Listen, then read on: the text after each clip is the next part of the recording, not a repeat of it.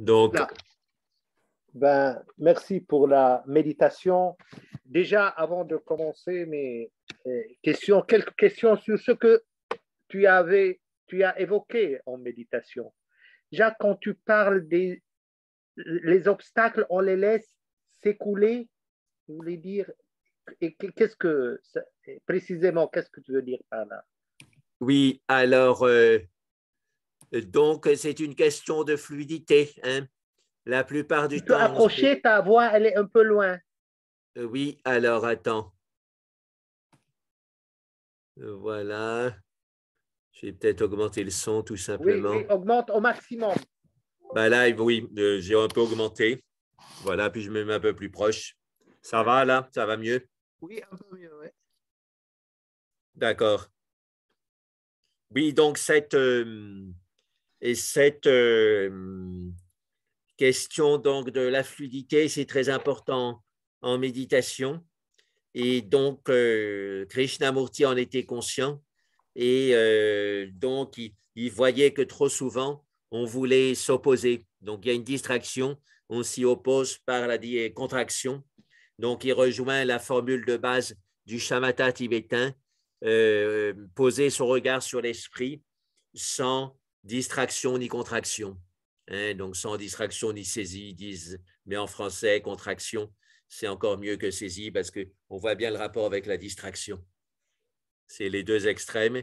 Et donc, il faut aller ni dans l'attraction vers l'extérieur, ni dans l'attraction vers la défense, vers la crispation. Donc, ni distraction, ni contraction. Et je pense que voilà, Krishnamurti va tout à fait dans ce sens. Et quand tu parles d'observation objective, tu veux dire c'est une observation équanime? Ben, pas Objective forcément, parce enfin, que c'est équanime plutôt à un certain scientifique. niveau, mais qui accepte les troubles un petit peu d'agitation. Hein. Parce que si on veut être trop dans la paix immédiatement, on risque de ne pas voir ce qui cause l'agitation et du coup ne pas aller à la racine du trouble. Alors quand on accepte un minimum d'agitation, hein, bien sûr, il n'y a pas à se lever de la méditation et aller se taper la tête sur les murs, mais c'est une observation de l'agitation en nous. À ce moment-là, on peut mieux voir les racines. Mais le risque, donc c'est connu, hein, le risque des méditations de concentration, c'est qu'on bloque en quelque sorte l'inconscient en ne laissant pas les choses remonter. Ça arrive aussi dans la spiritualité populaire, hein, qui est beaucoup inspirée par la pensée positive, et les psychologues critiquent ça en disant, voilà, on essaie d'être positif, ce qui est pas mal, mais en même temps, du coup, on évite tout ce qui est négatif et ce n'est pas la bonne solution. Il y a une grande psychiatre et psychologue qui a beaucoup étudié la compassion et elle dit faut donc elle parle beaucoup des phénomènes de miroir pour améliorer la relation humaine et c'est Barbara Fredrickson, elle s'appelle, et elle dit donc qu'il faut être dans une positivité réaliste, hein, c'est-à-dire effectivement, il faut être positif, mais en même temps accepter la réalité de tout ce qui se passe en nous. Sinon, on est sur un petit nuage blanc. Et ça arrive beaucoup dans le milieu spirituel. Et il y a les gens qui ne réussissent pas à dépasser les dépressions. Et les gens qui, en essayant de dépasser la dépression, font de la pensée positive un peu naïve et superficielle. Et voilà, donc on sent que ce n'est pas assez fort comme pensée positive. Du coup, c'est guère crédible. C'est pas bon. Probablement, ce sont des gens qui vont évoluer, mais au moins, c'est bien qu'ils aient conscience du problème. C'est-à-dire cette agitation qu'on a, il faut l'accepter en vue de la diminuer, en vue de la calmer. Oui, alors, donc, Christiane, c'est intéressant. Elle n'a pas beaucoup développé, mais avec ses 45 ans de Krishnamurti, elle n'aime pas ce terme acceptation. Hein, parce que je pense qu'on peut comprendre à peu près pourquoi. Ça fait un peu trop religieux, soumission à un pouvoir supérieur, la volonté de Dieu, etc. Et ce n'est pas du tout le style de Krishnamurti. Hein, lui, il parle d'objectivité. Donc, Ce n'est pas comme s'il y avait une pulsion qui était forte et qu'il faut l'accepter comme un dictateur qu'on tolère parce que de toute façon, on ne peut rien faire d'autre. Hein, ça, c'est un peu défaitiste, comme sous-entendu dans ce terme acceptation. Donc, lui disait objectivité. Alors après, il y a aussi une thérapie inspirée par la méditation bouddhiste qui est intéressante dans son concept, c'est ACT, Acceptation Commitment Therapy. Donc la thérapie par l'acceptation et l'engagement. C'est-à-dire, il ne faut pas simplement accepter ce qui se passe en nous, sinon ça risque de continuer indéfiniment, mais il faut s'engager pour mettre les valeurs qu'on a et qu'on comprend à partir de l'étude profonde de notre mental, il faut s'engager pour le faire. Et donc, dans son discours domaine, Krishnamurti ne rejette pas complètement la notion de maître spirituel, mais ce qu'il dit, moi, je veux des disciples sincères. Il dit, je ne veux pas des foules qui sont juste curieux et qui ne s'engagent pas. Je veux des disciples sincères et qui s'engagent. Et donc, on a l'impression qu'il travaille aussi déjà, sans le dire, dans le sens de cette nouvelle thérapie, c'est-à-dire beaucoup observer objectivement. On peut dire accepter, même si le terme accepter, donc comme pour les raisons que je vous l'ai dites, n'est pas trop utilisé par Krishnamurti. Et puis, s'engager. Hein, il demande que les gens s'engagent à appliquer dans leur vie leurs valeurs. Mais évidemment, comme il ne voulait pas paraître gourou, il n'insistait pas pour que les gens fassent une pratique régulière, etc. Ce qui fait que les gens évoluaient peu. Et ça a été le grand problème. Et donc, on va en reparler peut-être dans des autres questions. On a plusieurs questions là-dessus. Mais oui. Jacques, entre objectivité, parlons un peu de la terminologie. Oui. Krishnamurti parle de l'objectivité. Bouddha parle de l'équanimité. Quelle différence et quelle ressemblance entre les deux en tant que… Je crois qu'à la base, ils parlent de la même chose. Il y a cet épisode très connu que Tenzin Palmo nous citait aussi. Une fois, un moine errant est arrivé le matin voir le Bouddha et lui a demandé « Je veux absolument que tu me donnes un enseignement ». Alors le Bouddha lui a dit « Je pars avec mes moines pour la tournée d'aumône, ce n'est pas le moment, reviens cet après-midi ». Et alors il a insisté. Il lui a dit même en une phrase « Donne-moi ton enseignement ». Et alors le Bouddha a répondu que dans ce que tu vois, il n'y a que ce que tu vois, que dans ce que tu entends, il n'y a que ce que tu entends, que dans ce que tu sens, il n'y a que ce que tu sens, que dans ce que tu penses, il n'y a que ce que tu penses. Et on dit que le sadhu, qui était très intense, a compris le sens profond de ce que disait le Bouddha et immédiatement, il est devenu arahat. Voilà. Et c'est intéressant parce que c'est finalement la science à la première personne. Et donc, ça s'est développé maintenant avec, il y a Alan Wallace qui a écrit un livre, En finir avec le tabou de l'objectivité en 2005. Et puis, il y a Francisco Varela et les gens qui réfléchissent avec lui qui travaillent sur cette science à la première personne. Hein, il y a un Français aussi qui est au CNRS, qui était ami de Varela. Et il a toute une réflexion là-dessus aussi. Son nom Abitbol. Hein, il s'appelle Abitbol. Et donc, ce sont même Abitbol, on peut dire, c'est un grand intellectuel entre toutes les thèses qu'il corrige et ce qu'il reçoit comme article par jour. Il dit qu'il y a en moyenne 500 pages par jour. Voilà. Plus on meurt. En moyenne, quoi? Il lit en moyenne, ce monsieur Abitbol, qui était ami de Francisco Varela et qui travaille sur cette idée de méditation comme science à la première personne, mais il est au CNRS en philosophie, je pense, histoire des sciences. Et alors, il dit qu'il lit en moyenne 500 pages par jour, entre les thèses de doctorat qu'il corrige, les articles sur lesquels il veut se tenir au courant, les nouveaux livres. Voilà, c'est un vrai, voilà son métier, c'est la lecture et en dégager des idées. Et quand tu parles de poser son regard sur l'esprit, oui. C'est quoi précisément? Aussi, c'est une observation objective légère. Ou équanime? Oui, légère. Hein.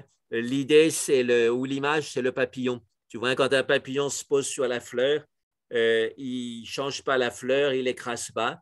il se pose légèrement sur la fleur. Et donc, c'est vraiment ça. Il faut qu'il y ait la légèreté. Souvent, les gens, quand ils entendent concentration, ils voient les enfants qui se concentrent pour faire apprendre l'alphabet, etc.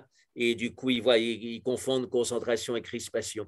Mais la bonne méditation, c'est réussir à avoir l'attention focalisée, mais sans crispation. Donc, focalisation, ça veut dire pas de distraction. Et l'attention légère, ça veut dire pas de contraction. Et donc, on revient tout le temps à ces deux extrêmes et il faut dépasser ça. Alors, entre nous, puisqu'on est entre nous, j'ai quand même trouvé que Krishnamurti était rigide dans sa posture. Bon, on voyait, il voulait parler de choses sérieuses, il voulait que, voilà, on sentait qu'il voulait faire passer un message. Maintenant, on rigole plus, on parle de l'essentiel. Mais j'ai trouvé que sa posture était rigide. Je l'ai regardé pendant 1 heure et comme on dit en français, une expression rigolote, on dirait qu'il a avalé un parapluie. Et donc, on avait un peu cette impression avec Krishnamurti, d'autant plus que moi-même, j'ai passé 25 ans avec Vijayananda, qui lui méditait toujours avec une oscillation de la tête. Bon, là, je sais que Krishnamurti, on ne le filmait pas en train de méditer, il était en train de faire un séminaire pour un grand nombre de personnes. Donc, visiblement, il voulait transmettre une énergie aux personnes, mais quand même, même dans la position des épaules, j'ai l'impression dans la respiration ici, il y avait une certaine rigidité. Et on le voit dans son enseignement, hein, il ne veut pas entendre parler d'autres méthodes que l'observation objective de l'esprit. Le corps, il en parle très peu, alors qu'il pratiquait quand même avec le corps, hein, donc ça, on va reparler. Mais voilà, donc il y a cette posture rigide de Krishnamurti qui est non seulement dans son enseignement, mais aussi quand on le voit en film, on sent quelqu'un de rigide quand même s'il a de la compassion, s'il est à l'écoute des autres, il y a un fond de rigidité, j'ai trouvé. Et puis alors, il a eu ça qui n'est pas avec les autres spirituels, ou ce processus où il avait mal au dos pendant des dizaines d'années, il était bloqué par un mal au dos qui revenait régulièrement et qui le fatiguait. Et alors, bon, il disait, c'est une expérience spirituelle, je fais avec, mais enfin, c'était quand même problématique. Peut-être qu'il avait une maladie du dos, hein. On peut avoir des tuberculoses osseuses, on peut avoir des raisons physiques de mal au dos, et il était obligé de gérer ça dans sa méditation, et ça a en quelque sorte quand même interféré sur son esprit et donné une certaine rigidité. Mais j'ai lu attentivement sa biographie. Il ne parlait pas de problèmes physiques au dos. Enfin, lui, il présentait toujours ça comme un processus psychique. Alors, il ne voulait pas dire le mot Kundalini, mais tout le monde pensait à ça, évidemment, quand on voit un travail au niveau de la colonne vertébrale avec des blocages, etc., et qu'on connaît un minimum la tradition de l'Inde, on pense à la Kundalini. La Kundalini. Et dans ton article, tu cites Ramana Maharshi et son histoire avec Subramania, quand elle lui dit « Donne-moi la non-peur ». Et c'est Ramana Maharshi qui répond « Je te l'ai déjà donné ». Oui. Et s'il l'a donné, pourquoi l'autre ne se rend pas compte qu'il l'a eu? Eh bien, c'est parce que, voilà, il l'a offert, mais l'autre ne l'a pas pris complètement, il l'a pris un peu, et il ne s'est pas aperçu qu'il pouvait l'avoir complètement. Donc, c'est la confirmation du maître. Au fait, le maître confirme qu'on peut devenir son propre soi. Et bien sûr, on essaie, on a des échecs, du coup, on doute, et le maître régulièrement nous met une confirmation. Donc, quand il a dit « je te l'ai déjà donné », c'est pour confirmer le disciple qui n'était pas sûr d'avoir reçu la paix. Et c'est toujours donc le doute? C'est le doute, oui, c'est le doute. Et le maître, il est là pour ça, il est pour dissiper les doutes. Et des fois, ça peut être très simple. Juste répéter un moment clé parce qu'il était en train de mourir. Je te l'ai déjà donné. Et ensuite, ça a certainement eu un grand effet sur le disciple. Tu parles déjà de ce que tu viens d'évoquer, Jacques, en disant dans les années 50, Krishnamurti apprend le Hatha Yoga et la pratique. Il continua cette pratique jusqu'à la fin. alors qu'il pratiquait asanas et pranayama quotidiennement.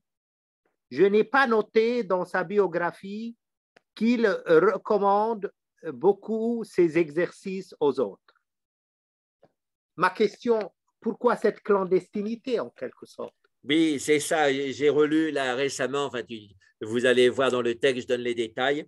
Et donc, je ne sais plus si c'est Popul Jayekar ou Marie Tans qui donne les détails, mais à 90 ans encore, avant sa mort, il faisait environ 40 minutes de pranayama le matin, 40 minutes de hatha Déjà à yoga. 90 ans? Oui, à 90 ans, il continuait. Et le Là, soir, il le reprenait texte du que pranayama. tu en parles, c'est le texte que tu m'as déjà envoyé il y a Oui. 2 mois ou bien tu as ajouté? Non, non, je n'ai pas ajouté, c'est écrit dans C'est le le même. texte. Oui, oui. Et donc c'est intéressant à voir. Il a travaillé avec Iyengar, mais je pense, et Christian n'a pas voulu le dire, parce que Iyengar venait lui donner des cours, même de temps en temps, il est passé à Saanen pour lui donner des cours de yoga. Mais je crois qu'il s'est bloqué la nuque avec Iyengar et il a mis 1 an à s'en remettre. Hein. C'est Christian qui nous l'a dit, et ça, les biographes n'en parlent pas. Mais voilà, donc il a essayé avec Krishnamacharya, qui est beaucoup plus doux que Iyengar. Voilà, donc c'était principalement ces 2 enseignants. Peut-être qu'il en a eu d'autres, mais en tous les cas, effectivement, donc il était convaincu de l'utilité pour lui, mais avec sa rigidité, donc je ne suis pas un gourou, je ne suis pas un gourou, il faut revenir à l'essentiel. Il ne parlait pas il ne conseillait pas aux gens de faire du hatha yoga. Donc, c'est vrai qu'on a le droit de trouver ça choquant en disant ça fait 2 pas de mesure. Et donc, on arrive à ce que tu as relevé aussi, cette phrase clé de Swami Ramdas qui disait de Krishnamurti, il est monté sur la terrasse avec une échelle. Ensuite, il a donné un coup de pied à l'échelle pour la faire tomber. Puis il a dit, maintenant, venez, venez, c'est facile. Et non seulement ça, mais il chantait tous les jours des mantras en sanskrit, des textes en sanskrit. Hein, alors que quand on l'entend, on a l'impression qu'on ne peut rien tirer de la tradition de l'Inde. Tout est là, tout est dans la connaissance pure et qu'il n'y a aucun besoin d'étudier les choses traditionnelles. Alors qu'au fait, lui, il aimait bien, son père était brahmine et donc il aimait bien se faire ses petits chants en sanskrit tous les jours aussi. Et donc, comment on peut comprendre ça? Ça ne porte pas atteinte un petit peu à sa véracité? Ben, je pense, oui, oui, oui, il y a un manque de cohérence. Mais bon, dans son esprit, il faut se mettre à sa place. Il ne voulait pas être le gourou habituel qui dit faites ci, faites ça. Donc, il savait que beaucoup de gens faisaient le hatha yoga, qu'il y en avait d'autres qui aimaient le sanskrit en Inde. Beaucoup de gens sentaient en sanskrit. Donc, ils se disaient, ils le font déjà. Donc, je n'ai pas à faire de publicité, c'est leur affaire. Et lui, il faisait ce qui lui plaisait. Voilà, il voulait être centré sur l'essentiel, ce qui est bien aussi, hein, parce que sinon, on a l'extrême inverse qui est très courant en Occident. On a des professeurs de hatha yoga qui sont sincères et qui disent qu'il faut d'abord bien établir les postures avant de méditer. Même Iyengar est dans ce travers-là. Et donc, on a l'impression qu'il faut faire 40 ans de posture avant de commencer à méditer. Et évidemment, ce n'est pas juste comme attitude. Oui, mais tu dis qu'il a continué jusqu'à 90 ans à pratiquer 40 minutes de hatha yoga. C'est énorme quand même. Oui, oui, oui, oui, oui, oui, oui. Hein, parce que ça lui faisait du bien. Voilà, et c'était cette idée d'avoir un corps sain. Il était aussi très attentif à sa santé, au point de vue régime, il était strict. Hein.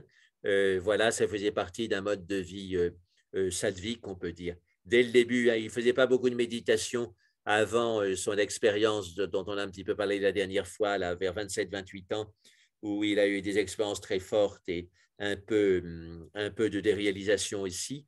Mais là, avant, il avait une vie stricte, même s'il ne faisait pas beaucoup de méditation. Il était éduqué comme le nouveau Messie, donc il était surveillé et on veillait à ce que son comportement soit bon. Il devait donner l'exemple dès le début. Et donc ça, il l'a gardé. Hein, il a gardé un mode de vie strict et il a été longtemps dans la forêt au Ujjayi.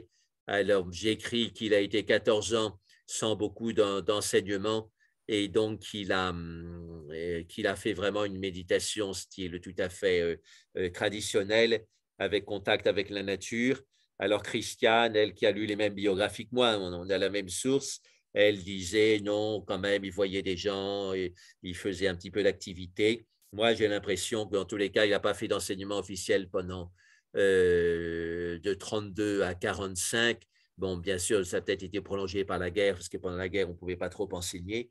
Voilà, donc il a, euh, il a été très à l'intérieur de lui-même. Et tu dis aussi, Jacques, Krishnamurti avait donc les deux pouvoirs de base du maître traditionnel, pouvoir de transmettre l'énergie et pouvoir de transmettre la conscience. Donc, a-t-il utilisé ces pouvoirs? Ben, oui, je pensais dans les discussions avec Christiane et les témoignages, il y avait une autre dame aussi qui avait été avec Krishnamurti à Brookwood et elle, à un moment, elle avait vu le vide dans son regard et ça lui a fait un choc. Elle a eu même un peu peur, mais ça m'a fait penser à une phrase de Nagarjuna dans la lettre à un ami spirituel. Il dit que quand on est en face d'un vrai maître, c'est comme être en face d'une porte au bord de la falaise qui donne sur le vide. On passe sans s'apercevoir de rien, puis un jour on se dit, tiens, si je passais par cette porte, et puis on tombe dans le vide. Voilà, donc le maître est dans cet état de vacuité, mais le disciple s'en aperçoit pas, mais il y a un moment, il tombe dedans, et là, il a une expérience forte. On peut rapprocher ça aussi de Tsongkhapa. Tsongkhapa discutait avec un jeune moine et Tsongkhapa mettait des arguments très forts sur la vacuité. Et le jeune moine était en train de vouloir le contrer parce qu'il ne pouvait pas accepter, c'était trop fort cette idée de vacuité. Puis à un moment, il a eu une sorte de compréhension et on dit qu'il a eu tellement peur de tomber dans le vide qu'il s'est retenu à son col, au col de sa robe de moine. Hein, voilà, comme s'il pouvait se retenir à ses propres chaussures ou à son propre vêtement, tellement il avait l'impression de tomber dans le vide. Et le Dalai Lama, quand il est devant le public général, ce qui est souvent le cas, il insiste sur la compassion, mais il n'insiste pas sur la vacuité, parce qu'il sait que pour beaucoup, la vacuité, ce serait de trop, quoi, se mettre en face de la vacuité, alors que Krishnamurti, lui, c'était sa voie, et si on n'était pas content, on allait voir ailleurs, mais si on était content, on restait, beaucoup de gens sont restés avec lui pendant longtemps, donc ils ont eu une énergie pour progresser sur le chemin de cette vacuité. Alors sinon, donc, il y a toute la question de la préparation, non-préparation. Donc, c'est vrai que dans les voies de la connaissance, on dit qu'il n'y a pas besoin de préparation. Donc, Krishnamurti était typiquement dans cette voie, comme le Zen ou le Vedanta.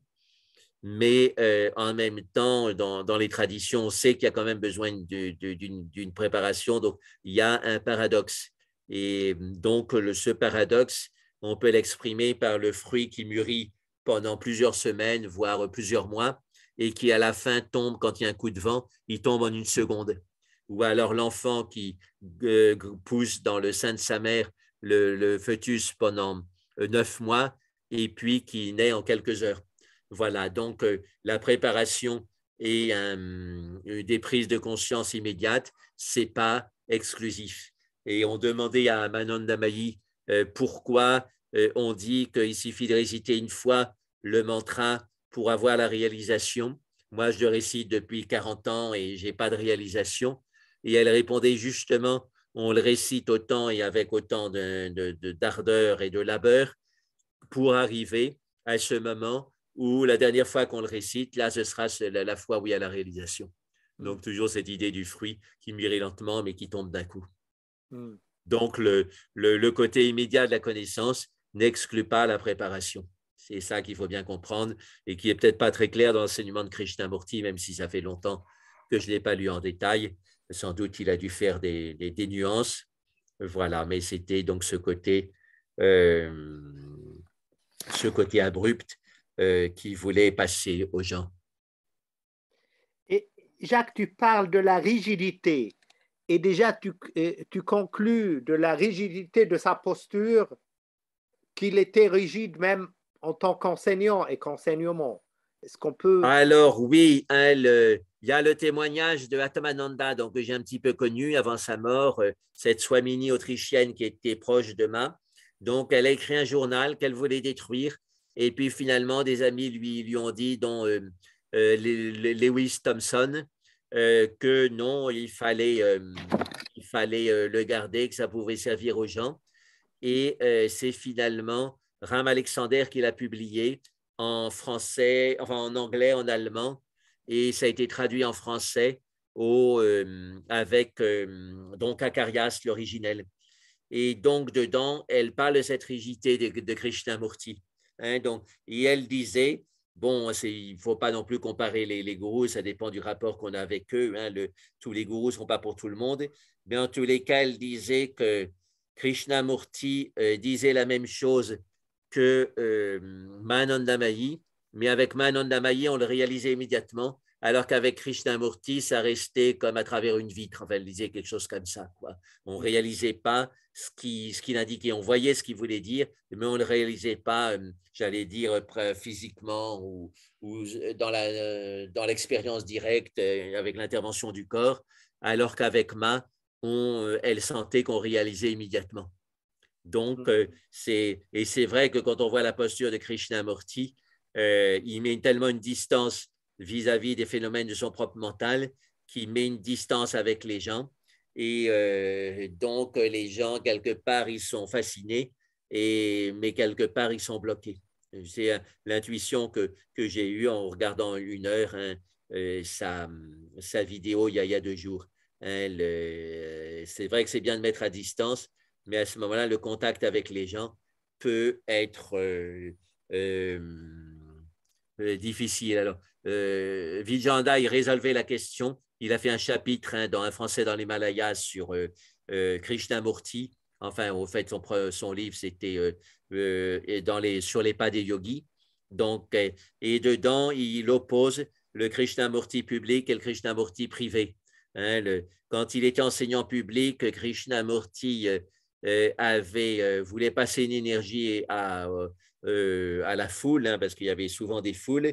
Quand il était en privé, il pouvait être très affectueux, avec une affection tout à fait normale, très attentif aux gens. Il faisait même des guérisons. Hein, il pouvait imposer les mains à des proches. Les gens lui disent j'ai mal. Alors, Krishnamurti faisait quelque chose, hein, et ça marchait en général.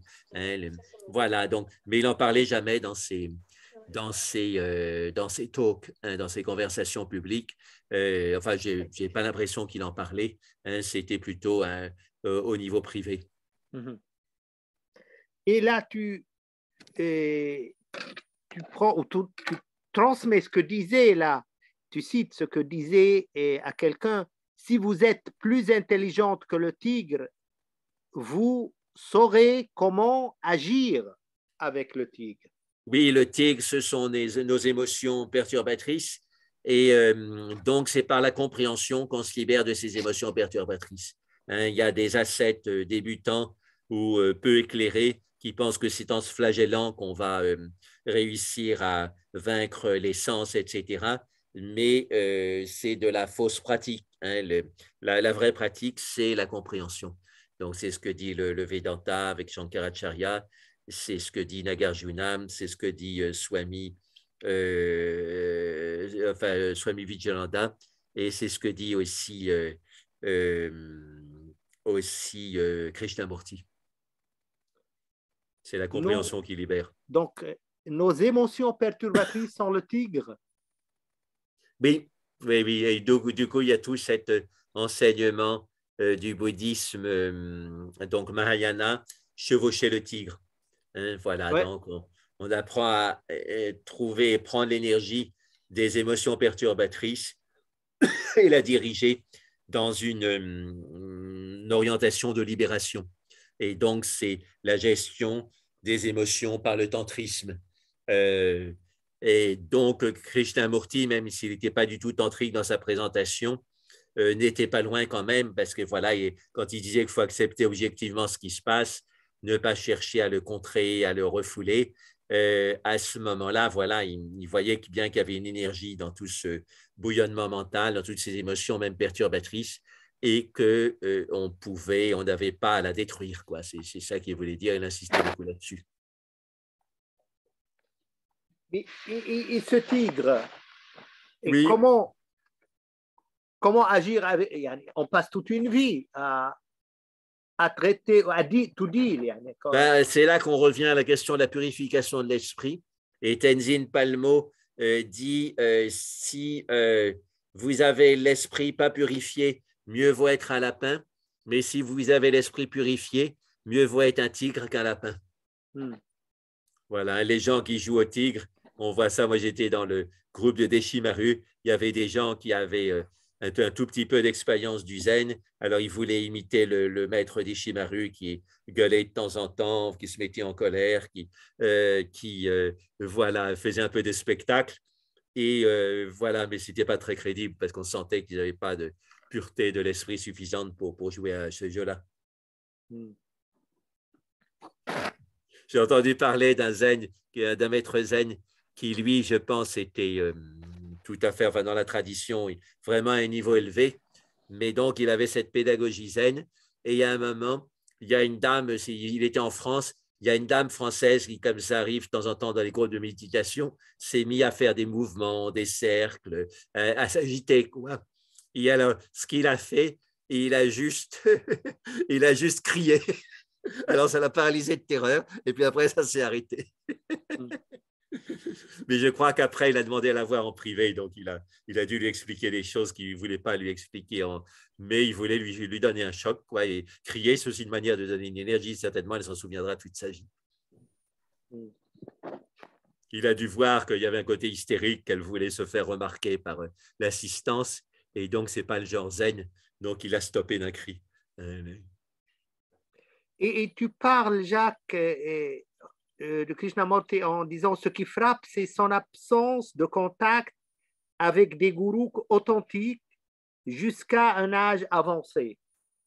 Oui, je pense que c'est pour ça aussi qu'il caricature les gourous, hein, parce que voilà. Puis alors, il y a quelque chose qui m'a apparu très clairement en écoutant cette vidéo de 2 heures, c'est le complexe colonialiste. C'est-à-dire, lui, il était passé du côté des colons et il a été éduqué en Angleterre, en Suisse, et du coup, il regardait de haut tout ce qui était indigène, indien. Et du coup, ça plaisait beaucoup aux Occidentaux, ça plaisait moins à certains Indiens, ça plaisait quand même à des Indiens intellectuels et occidentalisés, donc il allait souvent enseigner à Bombay, à Madras, le centre de la Madras Presidency, comme on disait, donc les centres du pouvoir anglais, à Delhi.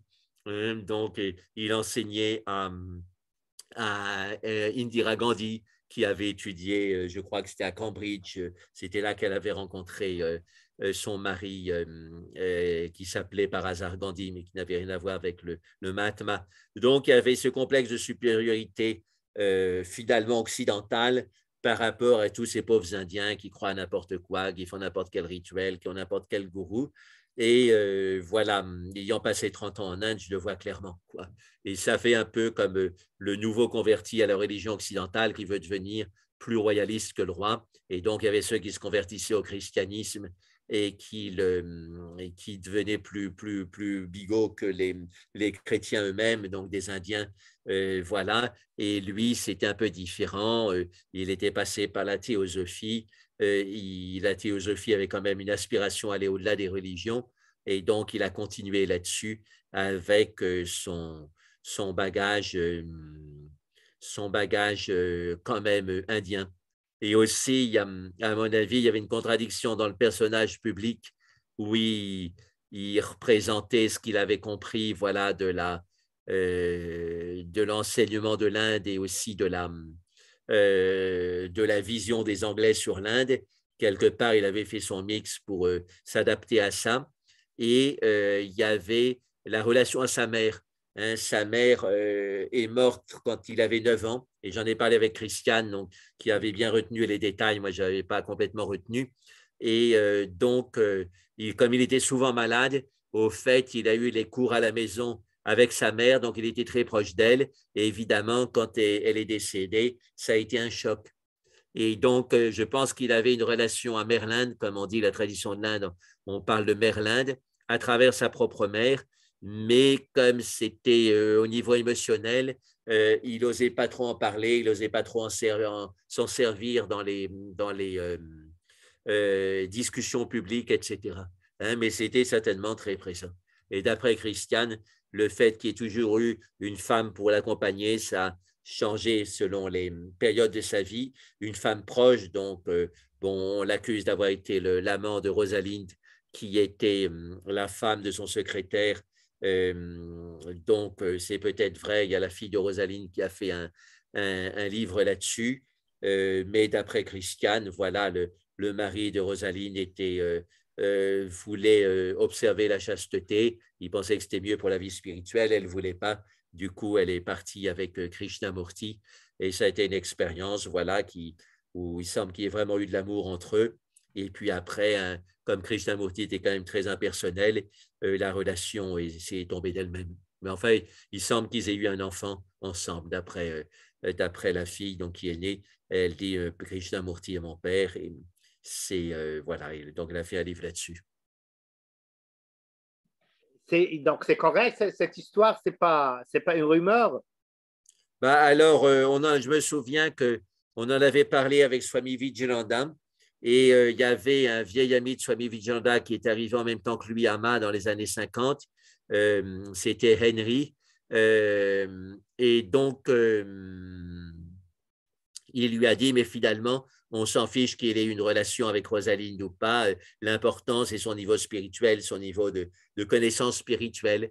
Et alors, Vijanda a dit, non, non, on s'en fiche pas du tout. C'est pas juste s'il a eu cette relation. En plus, donc, qu'il a caché. S'il l'a eu, il l'a caché, c'est clair. Et donc, Vijayanda n'est pas d'accord en disant c'est quand même un problème qu'il ait eu cette relation, s'il l'a eu. Mais Vijayanda aussi disait c'est peut-être voilà, la fille qui voulait se faire remarquer ou qui a fait un délire. Et elle préférait être la fille du grand Krishnamurti que du juste le secrétaire. Et donc, elle a imaginé ça, elle s'est montée un film. C'est aussi possible, on voit ça en psychiatrie, hein, ça peut aller assez loin. Mais lui, il n'a pas prononcé sur ce sujet, il n'a ni renié ni confirmé. J'ai l'impression qu'il n'a ni renié ni confirmé. Mais justement, c'est une attitude un peu curieuse. Oui, il faudrait vérifier. Il faudrait vérifier avec des gens qui ont lu. Et puis alors, ce qu'il y a aussi, et j'aurais peut-être écrit un peu différemment si j'avais fait mon article maintenant, il semble qu'il y ait des témoignages très intéressants qui soient parus de gens qui ont été pendant 30, 40, 50 ans avec Krishnamurti et qui ont été témoignés après. Par exemple, il y a un certain Rajesh, je pense, qui a été directeur de l'école de Rajghat, qui était très proche de Krishnamurti. Et maintenant, il a écrit son livre. Et donc, il donne des détails qu'on peut supposer être tout à fait authentiques, puisqu'il était très proche de Krishnamurti.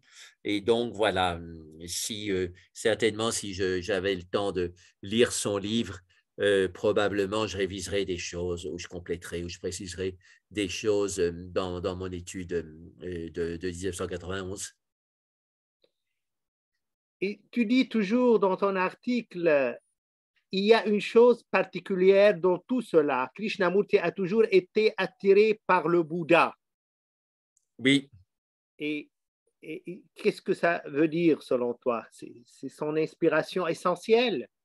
Ben, je pense, parce que même s'il ne le citait pas, hein, c'était un peu son point d'honneur de ne citer personne, de toujours revenir à l'expérience directe de son propre mental, mais au fait, il y avait une grosse influence et ça a commencé tôt, parce que quand on a dit qu'il était sauveur du monde, au fait, ce n'était pas le sauveur au sens Jésus du terme, c'était au sens Bouddha Maitreya, le Bouddha du futur qui allait revenir pour sauver le monde. Et jusqu'à la fin, donc, comme tu as relevé, je pense, hein, des citations, on lui a demandé, quelqu'un de très proche lui a demandé, peut-être Marie Zimbalist, qui était dans le coin de Gstaad et Zaanen, elle lui a demandé, eh est-ce que vous êtes une descendante du Bouddha Maitreya? Et il n'a rien répondu.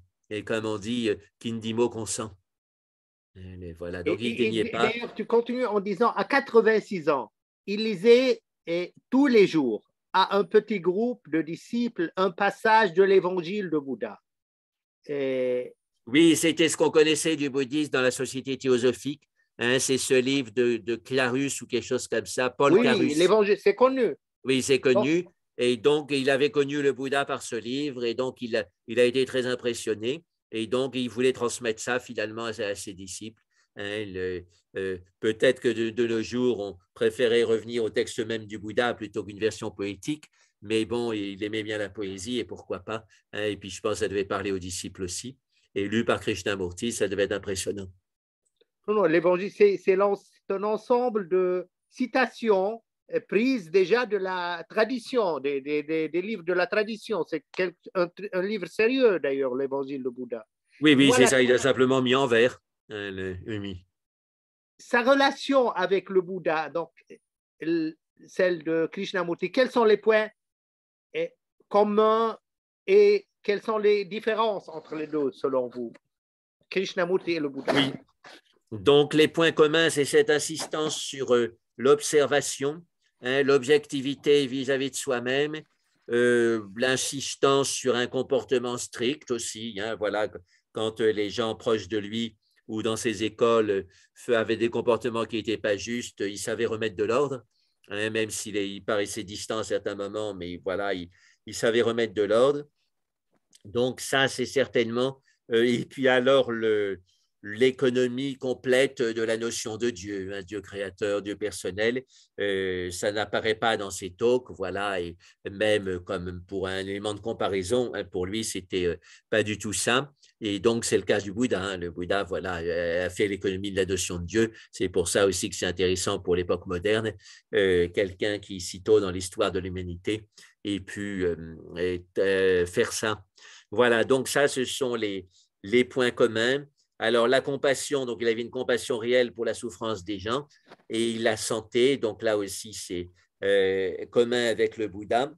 Par contre, quand on connaît mieux l'enseignement du Bouddha, donc le Bouddha faisait constamment l'équilibre, et on en a souvent parlé hein, dans les séminaires et les différents talks, enfin nos différents échanges, entre shamatha, méditation de focalisation, et vipassana. Donc, il disait shamatha, c'est une base, mais même quand on a commencé vipassana, il faut continuer shamatha. Et donc, l'absorption, les méditations d'absorption. Par exemple, il y a Bouddha Ghosa qui dit, j'ai lu ça et ça m'a frappé, il dit de même que quelqu'un se lève le matin, fait ce qu'il a à faire, donc debout toute la journée, bon, et puis ensuite s'allonge le soir pour dormir.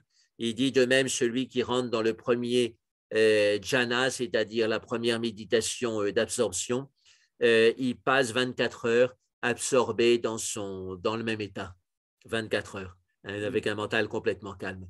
Et donc, c'est déjà pas mal. Hein, alors, ils mettent un stade d'approche. Hein, la stade d'approche de cette première jhana, c'est 4 heures avec le mental complètement absorbé. Et ensuite, le premier jhana lui-même, c'est 24 heures. Voilà, et il faut que ça devienne aussi naturel que les gens ordinaires, ils se lèvent le matin, ils font leur travail pendant la journée, ils se couchent le soir et ils dorment. C'est une pratique donc quotidienne. Alors, le jhana, alors donc, il faut lire le livre qui va sortir là euh, chez Aurelier, La Révolution de l'attention. Et donc, ce livre, il détaille beaucoup les différents stades d'absorption. Et donc, la grande question est de savoir est-ce qu'il y a actuellement des moines, par exemple, dans la tradition tibétaine, qui peuvent être comme ça 24 heures complètement absorbés en eux-mêmes. Et donc, il en a parlé avec Alan Wallace, a demandé ça directement au Dalai Lama, et il a dit c'est rare. Voilà, donc il a envoyé quand même voir un ermite près d'Aramsala, et lui, il disait qu'il pouvait se fixer sur une idée, hein, un point de focalisation, quoi, et rester pendant 14 jours entièrement dans cette idée.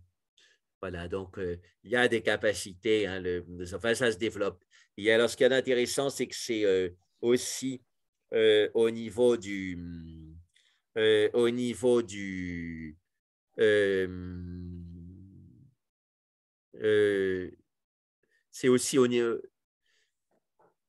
au niveau du Vedanta, hein, donc il y a cette capacité aussi il faut une concentration pour pouvoir rester dans le soi. Hein, donc il faut pouvoir faire shamatha sur le soi pour pouvoir observer son mental inférieur à partir du soi. Donc les deux sont très liés, mais quand même, il faut mettre le paquet pour shamatha. Et alors Tenzin Palmo, c'est là qu'il y a une vraie critique de Krishnamurti.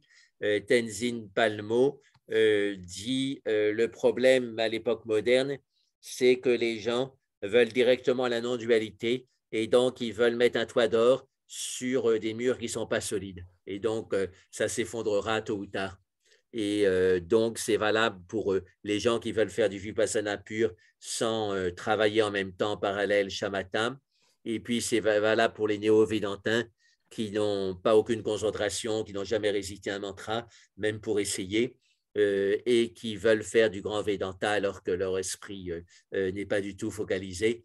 Et du coup, là, ils ont des problèmes parce que voilà, ils font des grands discours védantiques et après, ils butent sur des problèmes, quotidiens. Il y avait par exemple un enseignant qui a eu beaucoup de succès à Rishikesh à une époque. Déjà, bon, il avait un maître que je connaissais, Punjaji, qui, à mon avis, n'était pas encore recommandable. Ensuite, seconde chose qui m'a fait tiquer, plus il avait de succès, plus il faisait monter les prix. Donc, ça faisait du business quand même très ordinaire. Et puis, troisième chose, il y a une jeune femme, une jeune psychologue qui devait avoir 22-23 ans, qui a eu envie d'aller l'écouter. Et Swami Vijayananda, qui disait rarement non, quand on lui dit je vais aller voir tel enseignant, il disait régulièrement bah, allez-y, faites votre expérience. Voilà, il était positif. Quoi. Mais là, lui a dit n'y allez pas. Et alors, elle, têtue comme une ado, elle a dit ben, moi, je suis étudiante en psychologie, je sais ce que je dois faire. Et elle y a été. Et au bout de 15 jours, elle est revenue en plein délire. Hein, elle a pété les plombs, elle a fait une bouffée délirante aiguë. Hein, voilà, Vijayananda a senti qu'elle n'était pas prête pour le Vedanta. Et effectivement, elle a pété les plombs. Après, elle s'est remise. Elle s'est remise et elle est devenue une bonne psychologue. Mais enfin, bon, son père était psychiatre, sa mère était aussi infirmière psychiatrique. Donc, ça faisait un peu désordre, la fille qui fait un délire. Voilà, et donc c'était quand même ce qui a fait déborder le vase ou ce qui a peut-être même été une cause importante de ce délire, c'était l'enseignement de cet Andrew Cohen.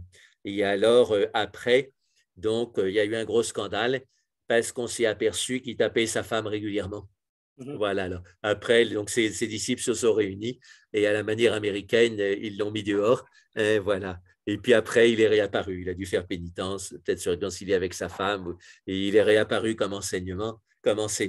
Mais voilà, ça, c'est les problèmes. Ça peut exister en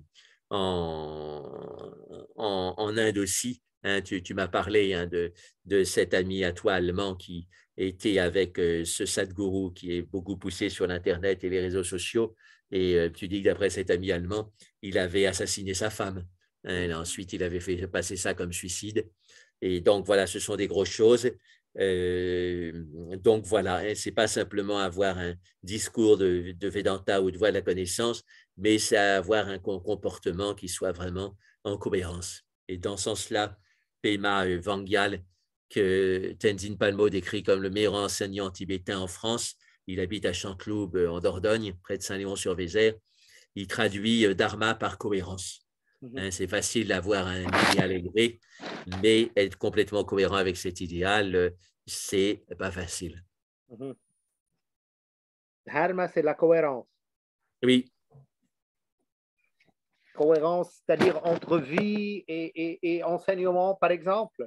Oui, c'est ça, entre son idéal spirituel et son comportement dans la vie de tous les jours et sa méditation aussi. Voilà, que tout ça soit cohérent. Donc, c'est pas si facile. Oui, bien sûr, il y a beaucoup de contradictions, il y a beaucoup de Oui. dilemmes entre ce qu'on vit et ce qu'on dit. Oui. Tu parles, Jacques, dans ton article, de la rencontre entre le Dalai Lama et Krishnamurti.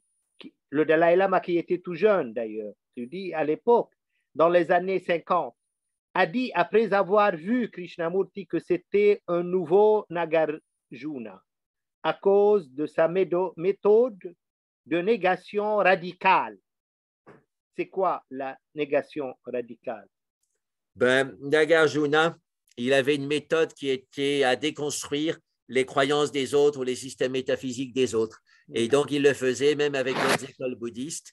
Et à certains moments, il critiquait, par exemple, l'idée de dire que le Bouddha existe maintenant. Voilà, donc ça secouait beaucoup les autres bouddhistes. Il a alors, de temps en temps, essayé de contre-attaquer et il disait à Nagarjuna, mais vous aussi, vous avez votre système. Et il a dit, non, je n'ai pas de système. Moi, tout ce que je fais, c'est déconstruire les systèmes des autres. Parce qu'en déconstruisant les systèmes des autres, on les amène à plonger dans l'expérience directe. Et donc, Krishnamurti, il était beaucoup comme ça. Hein, il ne voulait pas de système, et quand quelqu'un commençait à flirter avec un système, il lui disait non, c'est pas ça. Il voulait revenir à l'expérience directe. Et donc, c'est ça essentiellement la ressemblance, les points communs entre Nagarjuna et Krishnamurti? Je pense, oui, c'est le point principal. Hein, alors aussi cette non-peur du vide. Hein, on sent que le vide est présent dans Krishnamurti, on le sent dans son regard aussi. Et les gens qui étaient avec lui de temps en temps ont cette expérience du vide avec lui qui peut les perturber un peu, mais qui en général les éveille à une dimension plus vaste. Donc, il y a cet aspect-là qui est proche de Nagarjuna en particulier, donc avec cette phrase que je vous ai citée, la porte qui donne sur le précipice, par lequel tôt ou tard le disciple finit par passer. Donc c'est le gourou qui est la porte. Et tu dis aussi dans ton article que Krishnamurti a déclaré à Morarji Desai qu'il n'avait pas lu la Bhagavad Gita et qu'il n'avait pas l'usage des livres sacrés. Jusqu'à quel point c'est vrai? Oui, c'est ça, oui, oui. Donc ça paraît choquant dans le milieu de l'Inde, mais je crois que c'est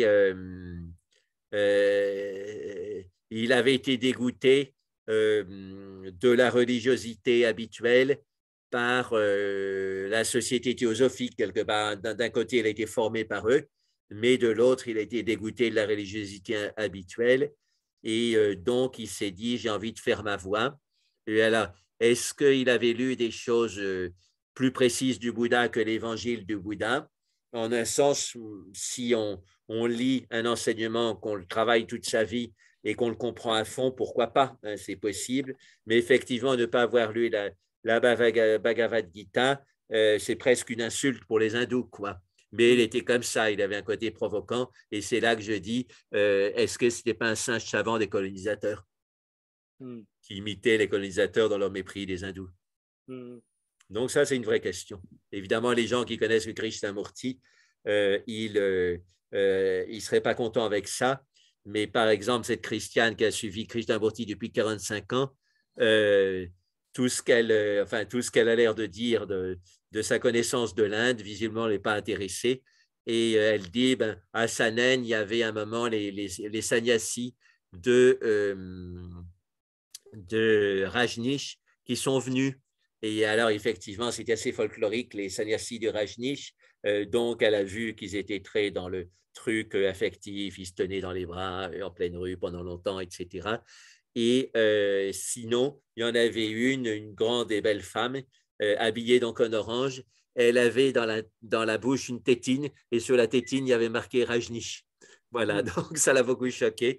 Mais bon, en même temps, elle caricature l'Inde. Hein, c'est visiblement voilà, tout le problème de Rajneesh, qui est le gourou le plus caricatural. Et c'est ce que font beaucoup d'Occidentaux. Par exemple, sur Netflix, et ils parlent très peu des gourous, mais par contre, ils ont fait une grande vidéo sur... un grand documentaire sur Rajneesh en montrant tous ses défauts, etc. Et c'est limite mauvaise foi, c'est-à-dire s'y présenter toutes sortes de gourous, les bons et les moins bons, dans quelque chose de complet, ce serait bien, mais présenter le pire et puis ensuite dire sous-entendu, regardez ce que c'est, etc. C'est comme prendre un prêtre pédophile et puis dire, regardez ce que c'est que le catholicisme. C'est vrai que les journalistes, ils font beaucoup ça en ce moment, mais ce n'est pas juste non plus. voilà, il y a tous les autres qui ne sont pas pédophiles et qui font leur travail correctement. Mm. Voilà, donc faut se méfier de ce côté un peu de l'Indien qui est passé du côté des colonisateurs et qui dit ce qu'attendent les colonisateurs et ce qu'attendent les Indiens qui sont eux-mêmes intellectuels et du côté des colonisateurs aussi. Jacques, une de tes conclusions dans ton article, tu dis peut-être que Krishnamurti s'est aperçu à la fin de sa vie qu'il avait un peu trop rejeté le bébé avec l'eau du bain. Tout Que à fait, voulez-vous oui. dire par ça? Ben déjà, donc, dans ses propres pratiques, hein, on voit que finalement, il respectait ses pratiques. Et avec les gens, donc, il avait l'air de leur dire, c'est juste une question de compréhension, de connaissance, sous-entendu la sadhana habituelle, s'asseoir et méditer tous les jours en respectant un horaire, etc. Et il disait, ou il faisait comprendre que c'était de l'enfantillage. Mais il s'est aperçu que les gens progressaient pas tellement autour de lui. Hein, les gens venaient l'écouter tous les ans quand il faisait la tournée en Inde. Tous les ans, il y avait les mêmes à Bombay, les mêmes à Delhi, les mêmes à Madras. Et puis, lui, il voyait qu'il ne progressait pas beaucoup. C'est pour ça qu'à Brookwood, en même temps que l'école, il a fait une fondation avec un lieu résidentiel pour que les gens puissent venir travailler pendant un mois ou deux tranquillement et à fond son enseignement. C'est-à-dire, en pratique, il a fait un ashram. Il a redécouvert le principe de Justement, l'ashram. Sauf qu'il avait 86 ans, qu'il est mort à 91 et qu'avant, il disait ses ashrams, c'est de la foutaise, etc., où il le laissait entendre. Et là, tu parles d'Atmananda, la disciple de Mahananda Mayi, et qui dit d'ailleurs dans son journal dont tu viens de citer, elle dit, je trouve qu'il y a quelque chose qui manque en lui. Il ne donne pas le tout, mais présente seulement un aspect. Oui, c'est ça, une voie de la connaissance radicale, provocante, mais justement, quand on est provocant, on tombe dans l'excès. Quand on veut provoquer, on tombe dans l'excès, on ne fait pas de nuances, et du coup, quelque part, c'est assez facile d'être provocant. Enfin, c'est pas si facile. Bon, il a quand même eu de la persévérance et du courage de tenir sa voix, mais effectivement, avec le public, bon, voilà, on est provocant, donc ça intéresse les gens. Certains, ça les amuse, d'autres sont captés par cette provocation, deviennent eux-mêmes provocants. Et voilà, c'est pas parce qu'on est provocant qu'on est réalisé. Ouais. Mais et finalement, toi qui as connu Atmananda, est-ce que tu t'es entretenu, tu as discuté une fois avec elle sur Krishnamurti? Ben, pas vraiment parce que je l'ai connue que 6 mois, donc pendant 6 mois.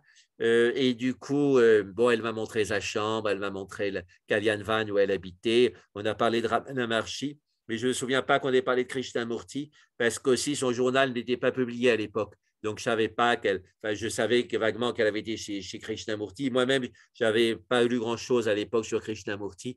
Donc, voilà, ça m'est pas venu à l'esprit de lui demander ce qu'elle en pensait, mais avec son journal, on voit bien ce qu'elle en pense, puisque c'est un tiers justement, du journal.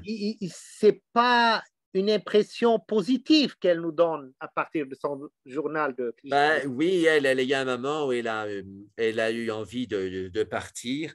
Voilà, donc, mais il y en a d'autres qui sont restés, comme cette Christiane, elle est restée pendant 45 ans, elle y est toujours avec l'enseignement de Krishnamurti. Mais bon, c'est vrai qu'elle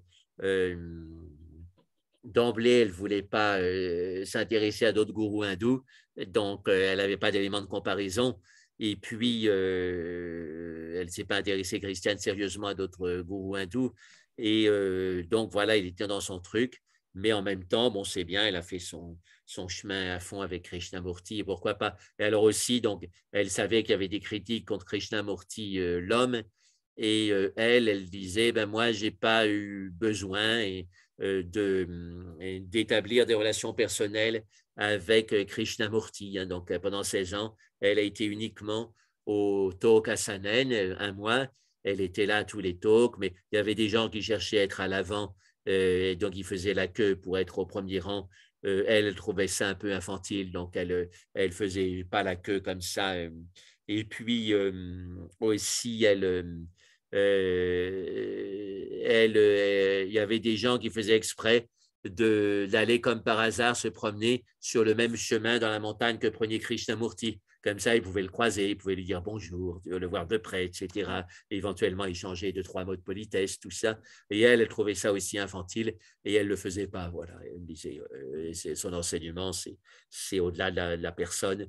Et donc, elle n'avait pas envie d'approcher de près Krishnamurti, mais elle l'a fait à travers la lecture des biographies. Elle a, à mon avis, tout lu ce qui a été paru en anglais et en français sur Krishnamurti. Donc, elle a tout lu, elle a médité dessus. Donc, elle a quand même une bonne idée de l'homme Krishnamurti, même s'il n'a pas eu elle n'a pas été lui poser ces questions. En général, ce qu'on fait avec un enseignant spirituel, on va lui poser des questions. Alors là, sans doute, elle en a posé dans les talks, mais encore pas sûr, parce que dans les talks, il y avait souvent des centaines, voire des milliers de personnes. Donc, ça ne devait pas être si facile de poser une question. Donc, voilà. Et puis, de toute façon, quand on est devant 100 ou 1000 personnes, on ne va pas dévaler ses problèmes privés, quoi. Jacques, si on revient à cette définition que là, tu viens de dire, dharma, c'est cohérence. Oui. Et si en l'appliquant sur Krishnamurti, justement, on ne trouve pas de cohérence chez lui. Là, par exemple, tu dis en un mot, après avoir critiqué toute sa vie la notion d'ashram, il en vient à en reconnaître l'utilité et il finit par planifier 4 durant les 3 dernières années de sa vie. On ne trouve pas de cohérence. Alors, si, je pense, comme on dit, il n'y a que les imbéciles qui ne changent pas. Donc, il y a un moment où il a compris qu'il fallait changer. Et donc, ça, il l'a dit souvent, il a dit qu'il faut se libérer du connu, se libérer des automatismes, se libérer du passé. Et donc, il a dit, ce n'est pas parce que je n'ai pas fait d'ashram toute ma vie que maintenant, je ne dois pas en faire un. Bon, il ne l'a pas appelé ashram d'ailleurs, mais ça revenait à peu près au même. Et donc, je pense que ça, le fait qu'il ait changé, ce n'est pas vraiment une incohérence, mais par contre, oui, son histoire amoureuse, cachée, là, ça fait moins cohérent. Voilà, et puis donc le fait qu'il fasse des pratiques pour lui, mais qu'il n'en parle pas aux autres, et même qu'ils sont indirectement, il s'en moque vis-à-vis des autres, ça aussi, ça ne fait pas très cohérent. Voilà, hein, donc il y a des éléments d'incohérence, mais bon, donc on a l'impression que sa cohérence n'est pas 100%, mais il a quand même eu une grande cohérence dans sa lignée de voie de la connaissance, parce que voilà, il a suivi ça avec beaucoup d'énergie et il a incité les autres à suivre ça avec beaucoup d'énergie. Donc là, on peut dire qu'il y avait quand même un grand fond de cohérence. Donc, et puis aussi qu'il ait une figure en public et plutôt solennelle et une autre plus douce en privé. Ce n'est pas forcément une incohérence, c'est simplement que les circonstances sont différentes. Donc, il peut exprimer des choses différentes parce que c'est juste en public donner une énergie à un grand groupe et en privé, c'est autre chose. Il y a un contact direct. Voilà, donc je pense que là, ce n'est pas vraiment une incohérence, c'est simplement il fonctionnait différemment parce que les circonstances étaient différentes, il s'adaptait. Tu parles de l'agonie de ces derniers moments et de sa maladie en disant il n'a pu faire face aux grandes douleurs de son cancer du pancréas au stade terminal sans l'aide de sédatifs puissants. Il reconnaissait que la douleur trop intense voilait l'autre. Là, par exemple, Vijayananda, avec qui j'ai fait une interview qui est déjà sur YouTube et dont on a parlé plusieurs fois. Et justement, il prend ça comme un signe que Krishnamurti n'est pas arrivé disons, au paroxysme, au maximum de réalisation. C'est un manque de réalisation chez lui. Oui. Alors après, donc, c'est difficile à dire parce qu'il y a des douleurs différentes. Hein, et donc, le cancer du pancréas, c'est connu pour être très douloureux parce que ça attaque la colonne vertébrale de l'intérieur et ça fait des douleurs violentes. Alors que, par exemple, j'ai une sœur qui est morte du cancer de l'ovaire, donc ça se développe dans le péritoine, dans les tissus mous, Et bien sûr, ce n'est pas agréable parce qu'il y a un moment où les métastases bloquaient l'intestin, mais elle disait, j'ai pas mal. Elle disait, ce qui me gêne le plus, c'est le tuyau dans le nez. Donc voilà, ça veut dire qu'elle n'avait pas de grosses douleurs. Évidemment, elle a quand même pris de la morphine, mais pas à très grosse dose vers la fin pour adoucir la faim. Mais c'était tout. Sinon, elle avait un cancer qui ne faisait pas bien mal, mais c'est connu en médecine que le cancer, le pancréas faisait très mal. D'ailleurs, son mari, mon beau-frère, a eu le cancer du pancréas et il hurlait de douleur à certains moments. Voilà, donc il y a des morts qui sont plus ou moins douloureuses aussi. Oui, mais moi je parle, est-ce un signe, est-ce que tu es d'accord avec ce que disait Vijayananda, que pour lui c'était un signe qu'il n'est pas arrivé au plus haut degré de la réalisation? Ben, le fait qu'il ne puisse pas, en quelque sorte, supporter ou gérer. oui, ben, je crois que les choses évoluent. Maintenant, il y a des traitements de la douleur qui sont très bons. Et donc, pourquoi ne pas les prendre de nouveau, hein? Ça peut être pourquoi vouloir faire un championnat contre la douleur? De toute façon, en général, il en reste, hein, même si les traitements sont bons, il en reste. Et donc, ça permet je pense qu'il faut nuancer, hein. Et puis maintenant, ici, on a des traitements de la douleur qui ne gênent pas la conscience, hein. Et donc, c'est pas mal utilisé. Mais c'est vrai que la morphine qu'on utilise dans les stades terminaux des cancers, elle obscurcit la conscience. Voilà, pas c'est ce complètement, qu'on mais utilise. quand même, on n'est Et pas justement, normal. cette mort maintenant, la plupart des gens, Jacques, meurent inconscients. Oui, c'est ça. Avec morphine ou autre chose, n'importe quoi, on meurt. Et une grande majorité de ceux qui meurent actuellement, ils meurent inconscients. Et ça, c'est Oui, vraiment donc on dommage. peut distinguer la mort du corps et la mort de la conscience.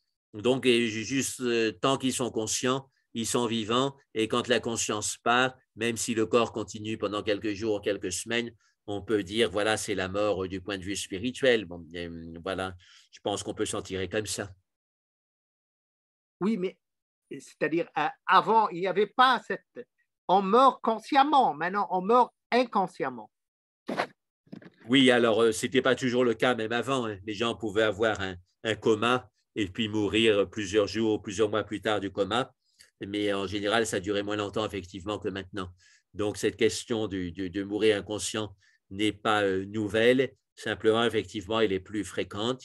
Et du point de vue, je dirais, spirituel et subtil, je pense qu'on peut ramener la bonne mort ou la mauvaise mort à la fin de la période consciente. Voilà, une fois qu'ils sont partis dans la conscience, même si le corps est vivant, la conscience habituelle, on peut dire qu'elle est morte. Voilà, ou enfin, évidemment, si elle redémarre, elle ressuscite, mais a priori, on peut supposer qu'elle est morte. Voilà, je Mais toi, pense. justement, tu compares entre Krishnamurti et Ramana Maharshi et Nisargadatta en disant que cette fin dans l'inconscience médicamenteuse diffère de celle de deux sages indiens qui suivaient une voie analogue à celle de Krishnamurti. Je pense à Nisargadatta Maharaj et à Ramana Maharshi. Tous deux étaient atteints d'un cancer, mais ils sont morts consciemment, sans prendre des calmants. Et ça, comparativement avec Krishnamurti qui est mort sous morphine. Oui, alors c'est vrai que Ramana Maharshi a eu un cancer douloureux dans l'humérus et je cite souvent, hein, cette réponse quand on l'a opéré donc à vif, on lui a retiré sa tumeur dans l'humérus sans anesthésie et il avait le visage paisible et on lui a demandé est-ce que ça vous fait pas mal? Et il a dit ça fait une douleur comme 1 million de scorpions, mais la douleur est pour le corps, elle n'est pas pour moi, pour le Oh ben jeu profond. justement, voilà. C'est ça. Mais alors, peut-être quand même que la douleur était moins intense que celle de Krishnamurti. Et ce qui est intéressant avec Ramana Maharshi, et ça c'est un détail qui n'est pas très connu, mais ça indique bien justement ce côté maîtrise de la douleur, c'est que quand il est vraiment mort, à ce moment-là, le visage, en quelques minutes, est devenu à exprimer une douleur intense. C'est-à-dire, il avait une maîtrise de la douleur qui était là. et il pouvait garder un visage tranquille. Et quand la maîtrise a disparu à cause de la mort, le visage qui avait encore une certaine motricité a exprimé cette douleur. Mais alors, je n'ai pas les Et détails avec justement, Krishnamurti. c'est le même cas, à mon avis, de Mahananda Mayi, Jacques.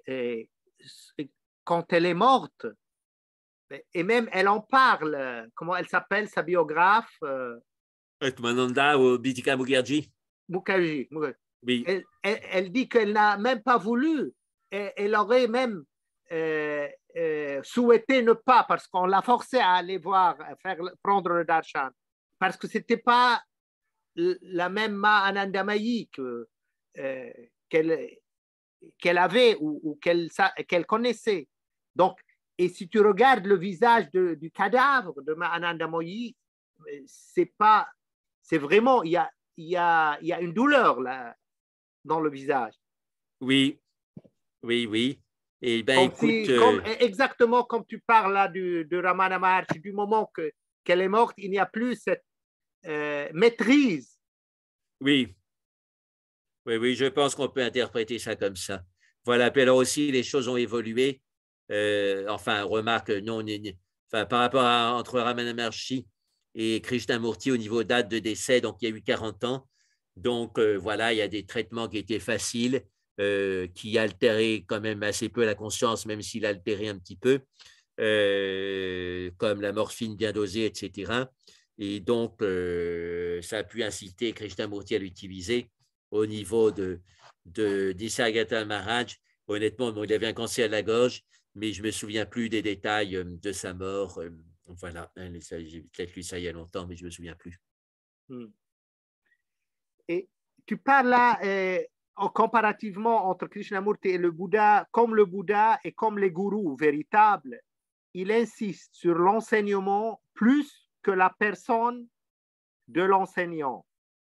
Là, il y a même un proverbe très connu en arabe de l'imam Ali qui dit on ne connaît pas la vérité à partir des hommes, mais à partir de ce qu'ont dit ces hommes. Oui. Mais apparemment, c'est une règle générale dans la connaissance. C'est l'essentiel. On connaît la vérité à partir de ce qui est dit et non pas à partir de celui qui a dit. Oui, c'est ça. Alors, d'un côté, c'est vrai que c'est prudent. Comme ça permet d'avoir des enseignements de la part de gens qui ne sont pas parfaits. Mais après, ça peut mettre dans le rouge aussi, parce que si celui qui dit des choses sur la vérité est un manipulateur pervers, ça posera de gros problèmes. Voilà, donc il faut bien, là c'est très délicat comme sujet, enfin ou non, c'est clair, hein, si l'homme ou la femme est cohérente, à ce moment-là, on a le droit de la vénérer, et la vénération pour cette personne sera très puissante, parce que ça nous fera progresser rapidement, mais la plupart des cas, dans la plupart des cas, donc c'est pas la perfection complète. Et à ce moment-là, une vénération, surtout si elle est aveugle, sera problématique et posera des gros problèmes. Et là, tu conclus la qualité caractéristique de Krishnamurti et son respect de l'autre, de ses particularités, de son chemin propre. Oui, il disait, regardez bien, deux fleurs, même si elles paraissent pareilles, ne sont jamais complètement identiques. Et donc, il voulait parler des personnes aussi. Oui. Et donc, ça, c'est une très belle chose. Et c'est aussi tout ce sens de l'instant. Hein, quand on médite dans l'instant, il n'y a pas deux instants qui sont pareils. Et ça fait penser à ce que disait Tanine Palmo lors du dernier interview pour l'ennui. Hein, si vous êtes dans l'attention, il n'y a plus d'ennui parce qu'il n'y a pas deux instants pareils. Si vous êtes dans le... Tu reprends? Dans l'attention, donc, sous-entendu à l'instant présent, à ce moment-là, il y a toujours des choses à observer et il n'y a jamais deux instants pareils, donc on n'est jamais dans l'ennui. OK. Voilà, moi j'ai terminé mes questions et je donne un peu de temps aux gens qui désirent partager ou poser des questions. Voilà, c'est le moment.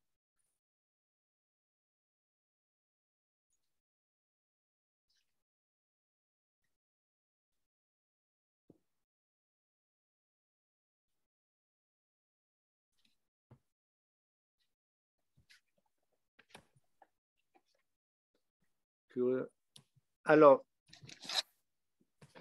la personne qui désire, qui souhaite poser une question, sinon on peut terminer. Hein.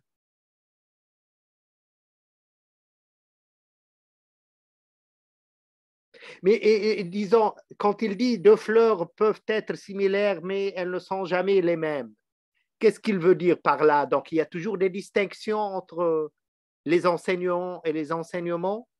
Oui, chacun est unique, voilà, et c'est une évidence, mais c'est bien de le rappeler, et ça amène à avoir un grand respect pour l'unicité des autres. Par exemple, quand Vijayananda a été le voir, ça pouvait poser problème, sa rencontre avec Krishnamurti, parce que, par exemple, il a été l'écouter à la BHU, le Banaras Hindu University, et Vijayananda était le seul occidental et il était en tenue de sannyasi hindou, Oui. alors que Krishnamurti, lui, était indien et il était en costume occidental, ou alors enfin, il était habillé à l'occidental. Et donc, c'était un peu bizarre comme situation.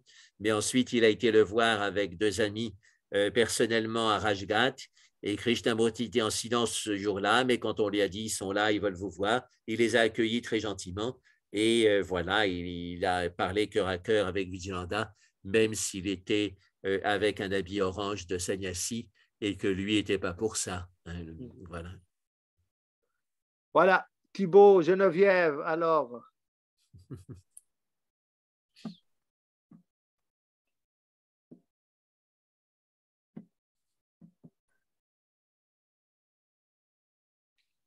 Oui, Geneviève, tu as quelque chose à dire?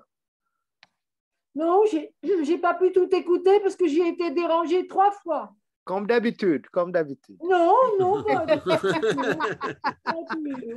Est-ce que c'était le plombier, l'électricien? Voilà. C'est toujours le plombier. Il arrive juste au moment des cours. Soit le plombier, soit l'électricien. Non, non, mais c'est toujours vrai. Mais Oui. au moins, je le dis. Hein. Voilà. Là, c'était 3 coups de fil très gentils et importants aussi. Je ne pouvais pas dire non. Ok, ok. Très bien. Alors, Thibaut, tu as quoi à dire? Oh, ben non, non. Enfin, je n'ai pas de questions précises. Après, c'est vrai que c'est pas évident de. J'avais lu un article de Jacques sur Krishnamurti. Et bon, après, c'est pas évident de juger. Moi, j'avais lu quelques bouquins de lui, j'ai vu des conférences aussi. Mais après, il y a toujours des points comme ça qui sont pas clairs. Après, j'avais lu beaucoup à l'époque aussi de Arnaud Desjardins, de Swami Prajnampad. Là aussi, j'ai appris derrière qu'il y a des choses des fois pas très claires. Donc, on est souvent déçus, j'ai envie de dire. Oui, il y a ça. Bon, mais je pense que ça vaut le coup de lire surtout quand on est jeune et en formation, une biographie détaillée de Krishnamurti parce qu'on voit quand même voilà, comment ce qu'il appliquait le spirituel dans la vie courante et voilà, il a quand même fait de belles choses. Et puis alors, Swami Vijayananda faisait quelque chose et ça ne m'avait pas frappé parce que voilà, j'étais un peu naïf. Et donc, il a dit, par exemple, Popo Jayakar, qui était quand même pratiquement ministre de la Culture avec Gandhi, donc une personne intelligente, elle a fait un gros pavé donc, que j'ai lu, peut-être 500, 600 pages sur Krishnamurti, et Vijayananda l'a noté, et il n'y a pas un mot de critique sur Krishnamurti. Et elle dit, c'est typiquement l'Inde, hein, c'est le gourou, et puis il a beau dire, il ne faut pas me prendre comme gourou, etc. Elle a réussi à écrire 600 pages sur lui sans un mot de critique. Voilà, donc c'est vrai que ce sont des paradoxes. Hein, lui qui disait ne me prenez pas comme gourou, je ne suis pas un gourou, etc.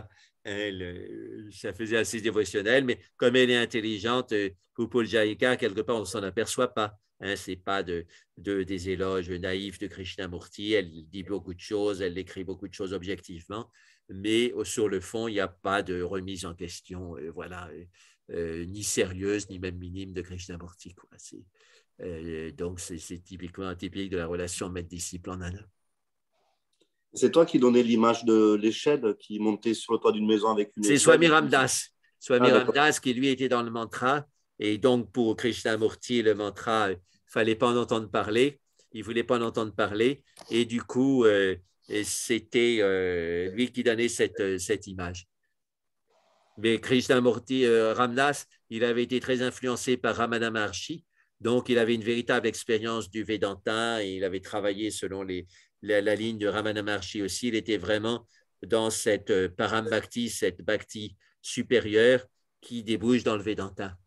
Mais on peut dire qu'à l'ashram de Ramdas, on aime ou on n'aime pas, mais au moins il pratique. Il y a le mantra toute la journée et puis ils sont censés réciter le mantra, bien sûr, de façon consciente.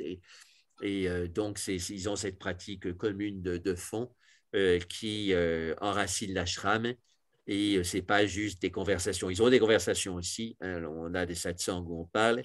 Mais disons que chez Krishnamurti, le seul mode d'enseignement, c'était ces conversations. Alors que chez Ramdas, et comme un peu partout ailleurs en Inde, il y avait le mantra récité tel quel, le mantra chanté, le mantra en tournant autour de la tombe de Ramdas et de Krishnamai, le mantra dans le temple avec des tons musicaux beaucoup plus développés le matin et le soir. Voilà, donc il y avait toute une pratique, certainement centrée sur le mantra de Ram, mais qui était une pratique. Hein. Et quand on est là-bas, si on va au programme, on est pris toute la journée par la pratique. OK. Ben, Jacques, mais on peut, pour conclure, toi-même, qu'est-ce que tu as appris de Krishnamurti? Ben, ce côté direct, parce que c'est vrai que quand on est en Inde, même avec le Vedanta, on a quand même l'impression qu'il faut savoir du sanskrit, qu'il faut étudier l'histoire de l'Inde pour mieux comprendre ce qu'ils veulent dire, etc. Krishnamurti, il connaissait bien les Occidentaux puisqu'il avait été éduqué en partie en Angleterre ou un peu en Australie, en Suisse. Et donc, il savait parler aux Occidentaux directement. Et je pense que c'était sa fonction. Parce que même s'il critiquait les rituels autour des gourous en Inde, et comme je vous l'ai dit, hein, il n'était pas contre l'idée d'un vrai maître spirituel qui donne de l'énergie à ses disciples, qui les aide à démêler leur monde intérieur. Et donc, c'est ce qu'il a fait. Donc, il a fait un pont entre l'Orient et l'Occident d'une manière, on peut dire, profonde. Mais effectivement, il y avait certains paradoxes, certaines contradictions. On avait l'impression qu'il s'était coincé sur certaines positions aussi. Hein, c'est le problème aussi quand on enseigne beaucoup, que ce soit l'instituteur ou le prof de secondaire, c'est qu'on est amené à beaucoup répéter les mêmes choses et à la fin, on devient rigide sur ses positions, quoi. Donc, ce n'est pas exclu qu'il y ait ça. Il avait une sorte de personnalité Krishnamurti, un mode d'enseignement Krishnamurti, et il a été piégé à son propre jeu, même s'il disait tout le temps, il faut se libérer du connu, il ne faut pas se répéter. Mais comme le disait Christiane, qu'il a suivi pendant 16 ans, et puis ensuite 30 ans après sa mort, mais à continuer son enseignement, il répétait tout le temps la même chose. Hein, voilà, mais pourquoi pas? Hein, et au moins, il a aidé des gens et il leur a montré qu'il voulait sérieusement qu'on suive cette voie. Et donc, il a répété avec des modes à peine différents.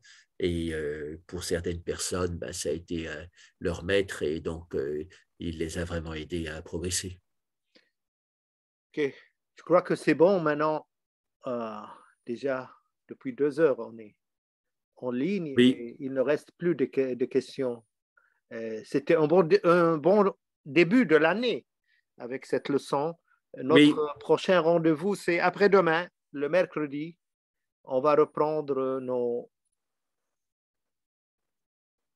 Plutôt. Ah ben, il y a Grace qui arrive. Qui arrive maintenant, dire bonjour. Juste à la fin. Mais il a une capacité de synthèse. Il avait un plombier. Ah oui. Soit un plombier, soit on va lui donner un enseignement. Quand tu lui traduiras en arabe, je pense qu'il comprendra parce que c'est un enseignement simple.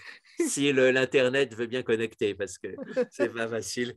C'est le plombier, c'est toujours le plombier qui empêche.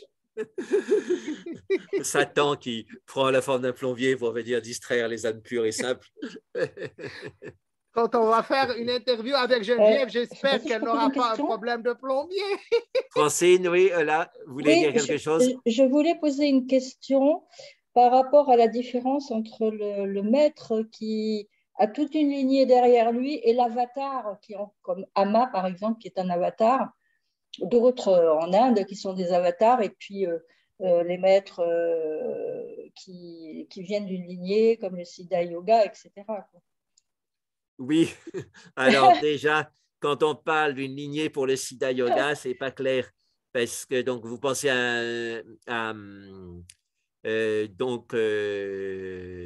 Swami Muktananda.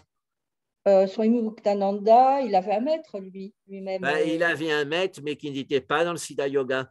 C'était le maître Nityananda. Et c'est lui qui s'est intéressé au Shivaïs du Cachemire, comme beaucoup de gens à son époque, par les livres, finalement. Et à partir de là, comme il était shivaïste, mais pas du Cachemire, il a rajouté ses connaissances de shivaïste du Cachemire. Et puis, c'est en quelque sorte, il a fait croire que c'était sa lignée. Voilà. Mais au fait, il n'avait pas de lien direct parce que le shivaïsme du Cachemire, il a disparu. Le shivaïsme a continué au Cachemire, mais ce n'était pas le shivaïsme du Cachemire au niveau comme Abhinavagupta ou Utpaladeva ou des gens comme ça. Et donc, ça a été une reconstruction au XXe siècle, le shivaïsme du Cachemire. Voilà, donc il a fait partie de cette reconstruction. Pourquoi pas? On a le droit de trouver que des textes classiques vous inspirent et de les enseigner à ses disciples, mais ce n'est pas une lignée directe, il ne faut pas confondre. Voilà, et Amma, donc oui, il y a un gros problème à mon avis parce qu'elle n'a pas eu de gourou. Et donc, j'ai fait la préface d'un livre qui est sorti en décembre. Donc, comme il est tout nouveau, les gens n'ont pas encore entendu suffisamment parler. Mais écoutez, il y a des soucis. Donc, c'est un livre de 444 pages, écrit par son premier disciple français qui a lancé le mouvement d'Amma qui a lancé le mouvement d'Amma en Occident. C'était le premier Français à parler malayalam, donc il a traduisé pendant les 14 premières années. Puis en 92, il a trouvé qu'il y avait des sérieux problèmes et il est parti. Donc, il a pris le temps de mûrir son truc. Et là, il a fait un très bon livre, 444 pages, où il donne tous les détails de la vie auprès d'Amma, beaucoup en direct, mais aussi les échos qu'il a eus par d'autres personnes. Voilà, donc ça vaut le coup de le lire. Vous le trouvez sur Internet. C'est pas Lunel Amazon. qui a écrit le livre. Pardon? Il ne s'agit pas de M. Lunel qui a écrit le livre, un livre récemment sur Amma? Alors non, là c'est quelqu'un qui était dans les premiers auprès d'Amma et qui avait passé des années à l'ashram de Ramana Maharshi avant. Donc il a tout à fait l'autorité pour l'écrire. Et donc, il est. Et Lunel, qu'est-ce qu'il dit, lui? Lui, c'était quelqu'un qui a écrit. Il vient de sortir un livre. Oui, mais c'est plutôt sur Amma style dévotionnel ou alors un peu critique. Dévotionnel, mais c'est quelqu'un qui a eu beaucoup d'enseignements avant. Oui. De toute façon, et qui a eu beaucoup d'enseignements et qui l'a reconnu vraiment comme un maître. Il en parle beaucoup en bien. Et il a tout un vécu avant. Avec d'autres enseignements, oui. Mais lisez, lisez, ça coûte 8 € en format Kindle, 16 € en format papier, et ça vaut le coup. Parce que là, il donne énormément de témoignages directs où on voit qu'Amma n'est pas du tout dans le dharma, même si elle en parle toute la journée. Donc, il y a une grande incohérence. En quoi elle n'est pas dans le dharma avec toute l'humanité? Lisez-le, mais lisez complètement. Si vous lisez une page… Je suis une dévote d'Amma depuis je ne sais pas combien d'années. Oui, mais vous n'avez jamais été proche d'elle. Vous êtes passé dans ses bras, mais ce n'est pas pour ça qu'on est proche d'elle. Il faut regarder ce qu'elle fait derrière les coulisses. Ça ne veut rien dire, parce qu'il y a parfois des disciples dont l'ego se met à travailler. Et qui aussi, non, mais il donne des faits, et puis il analyse les finances d'Amma et ses mathématiques, et il montre qu'il y a de la corruption au niveau des finances. De toute façon, oui. C'est à lire pour aller voir qu'est-ce qu'il en dit, quoi. Oui, mais non, il faut le lire complètement. Ça vous prendra 3 heures, 4 heures, si vous lisez attentivement 5 heures. Ne me dites pas que vous n'avez pas 5 heures dans votre vie. Oui, non, je l'ai. Et vous savez… Moi-même, j'y ai cru à Amma au début. J'ai pas mal de maîtres, j'ai suivi beaucoup d'enseignements. Et il n'y a rien de tel que le contact et l'énergie et les effets qui en vous font que… un maître avec son énergie opère un certain travail et voir l'évolution qu'on a personnellement par rapport au travail qu'on fait avec tel ou tel maître. Alors, c'est vrai qu'on dit en Inde que assez souvent, les disciples sont plus grands que les maîtres parce que le maître a son ego, alors que les disciples, lui, il est dans la dévotion, donc il laisse de côté son ego. Donc le disciple peut être meilleur que le maître. Voilà, mais ça n'empêche qu'il peut y avoir des sérieux problèmes avec le maître. Ça, c'est sûr, il faut être vigilant en tout cas. Voilà, oui, oui. Mais il faut être informé aussi. Donc c'est Francine qui l'a réalisé, pas Amma. On a parlé avec Tenzin Palmo, qui est depuis 60 ans en Inde, et elle dit, si vous entendez parler de trucs pas clairs avec votre gourou, elle disait, do investigate, c'est-à-dire allez faire l'investigation, faites votre enquête. Elle dit, peut-être c'est vrai, peut-être c'est pas vrai. Mais c'est pas mon maître, hein. Amma n'est pas mon maître, mais j'ai beaucoup travaillé avec ces mantras, je l'ai vu beaucoup aussi, bien sûr, à Toulon, un peu partout. Je suis allée aussi dans son ashram et j'ai eu beaucoup de choses manifestées dans ma vie qui se sont passées et très importantes avec elle. Après, j'ai eu un maître tibétain avec qui j'ai travaillé 1 an, un maître très important. J'ai un autre maître depuis 35 ans, un Français. J'ai travaillé avec différents maîtres et aussi, même Amma envoie des disciples aller travailler avec d'autres maîtres. Et c'est ça qui est intéressant aussi de savoir, c'est que pour évoluer, parfois, chacun a sa méthode et son approche, et peut-être qu'on peut changer de maître ou travailler avec d'autres maîtres pour voir quelle est leur façon de vous amener à évoluer, à ouvrir le cœur. Dans ce que rapportent les proches, elle était plutôt possessive, hein, voilà. Mais évidemment, quand les disciples partent d'eux-mêmes pour aller voir d'autres maîtres, peut-être qu'après, elle dit, voilà, en quelque sorte, oui, oui, je lui avais dit d'y aller, etc. Mais on voit.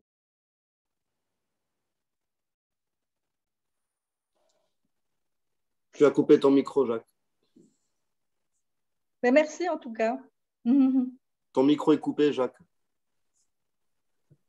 Il a coupé son micro tout seul. Il continue. N'entends pas. Oui, voilà. Hein, donc, il y a un autre livre qui est important et c'est le livre de Gail Treadwell, qui était l'assistante personnelle d'Amma pendant 22 ans. Donc, elle a construit l'ashram de Valikavu avec Amma. Et moi, j'y étais chez Amma, j'y étais plusieurs fois, mais je me souviens qu'ils avaient son effigie dans les bus. C'était considéré comme la dévote parfaite. Donc, ce n'était pas n'importe qui dans l'ashram. Et elle a quitté en 98 pour les mêmes raisons que Sarvatma, c'est-à-dire Jacques Alboer, et en trouvant qu'il y avait trop de corruption et d'incohérence. Et finalement, elle a pris le temps d'écrire son livre. Il est paru en 2014 et c'est très intéressant. Donc, elle appelle ça Holy Hell, l'enfer sacré. Et donc, elle donne ses souvenirs personnels. Donc, elle n'a pas fait le travail de Jacques Alboer, qui lui a fait aussi une analyse des finances d'Amma et qui a montré donc les différents niveaux de problématiques dans les finances. Et donc, c'est ça. Donc, du coup, après, moi, j'ai fait un livre de 130 pages où je reprends les éléments que donne cette très proche d'Amma et